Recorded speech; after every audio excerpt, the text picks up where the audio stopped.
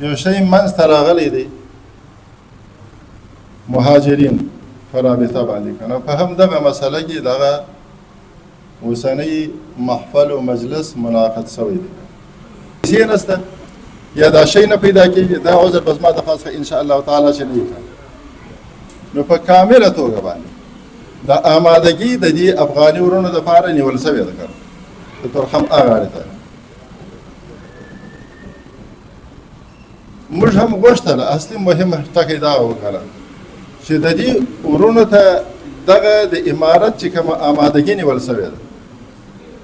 دا ورته ورسوو چې د دوی یو اندازه دا تشویش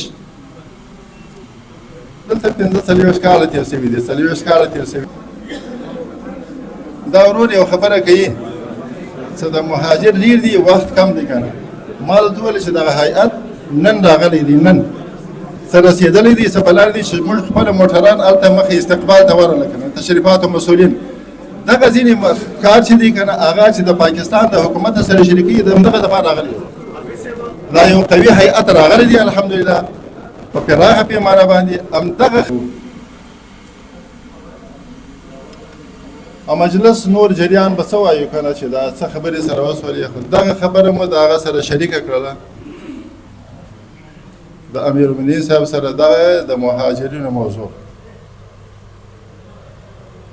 دا د افغانانو ورونو دا موضوع مو دغه سره شریک کړل نو خیر دی مخکې هم د اوازه ګرځېدلې وه چې داسې آمادګي ورته نیول شوې ده خو دا د خپلې خورې چې هغه ویل ما یو کمیسیون ټاکلی دی د دې موضوع دپاره ما یو کمیسیون ټاکلی دی هغه کمیسیون کې تقریبا د امارت اکثریت دا وزارتونه پکې داخل دي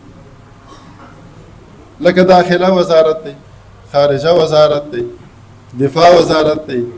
کار و امور اجتماعي دی صحت وزارت دی زراعت وزارت دی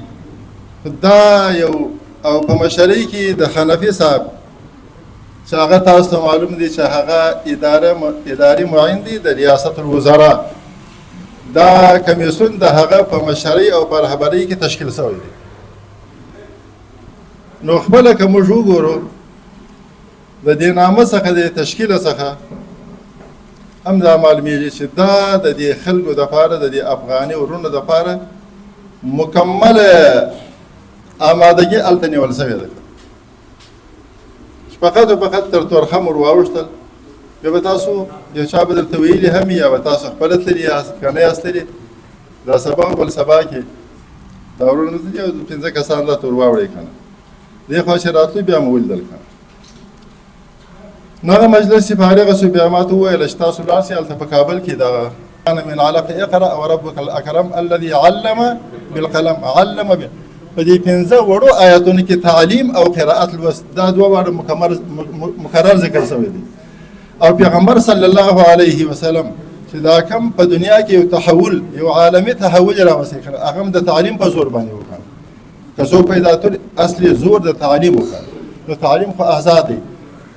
البته هغه طرز تعلیم هغه کې به لږ وخت کېدی شي واخلي که نه اوس مثلا کوم چې ضرورت دی که نه همدا سالون کې چې تاسو ناست یاست دا زموږ د پاسپورت د ورکولو دغه دی که نه پاسپورت دی په دې کې زنانه او نارینه دواړه کار کوي که نه کار و امور اجتماعي شهرسازي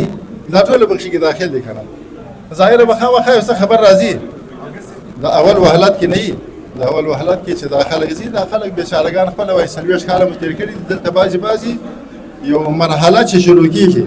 دا اوله مرحله لږ ګرانه یې سخته یي که نه مشکلات ظاهره ملي خو انشاءالله تعالی د دغه مشکلاتو د حل دپاره بیا یو کار کېږي هغه حل به انشاءالله چلاولی امیرالمؤمنین ملا هبت الله صاحب په حکم باندې یو غټ کمیشن قایم شوی دی چې په هغې کې د ټولو وزارتونو خلک دی دغه وزارتونو مختلف 12 کمیټۍ جوړې کړي دي چې هغه افغانستان ته په رسېدو باندې دې خلکو ته د ترانسپورټ او د نورو سہولیاتو ورکولو پوره انتظامات کړي دي هغې وویلو چې کوم بې کوره خلک دی د هغې لپاره د کورونو د ځمکو ورکولو فیصله شوې ده پلاټونو فیصله شوې ده په دې لړ کې په کونړ کې او په ننګرهار کې د نمرو شمیره د نمرو الاټمنټ شروع شوی دی او دغه شان به ډېر زر په نورو ولایتونو کې هم دا سلسله دوام ولري هغې د یو سوال په جواب کې وویلو چې په پاکستان کې چې د افغانانو کوم جایدادونه دي، دوکانونه دي، کاروبارونه دي، د دې د تحفظ دپاره هغه یو د افغانستان نه یو وفد راغلی دی، هغه به پاکستاني چارواکو سره خبرې کوي او امید دی چې پاکستاني حاکمان به د دې خلکو د دې املاک چې کوم دي د هغې د تحفظ لپاره جدي قدمونه اوچتوي. شمیم شاهد، میدان ډیجیټل، پېښور.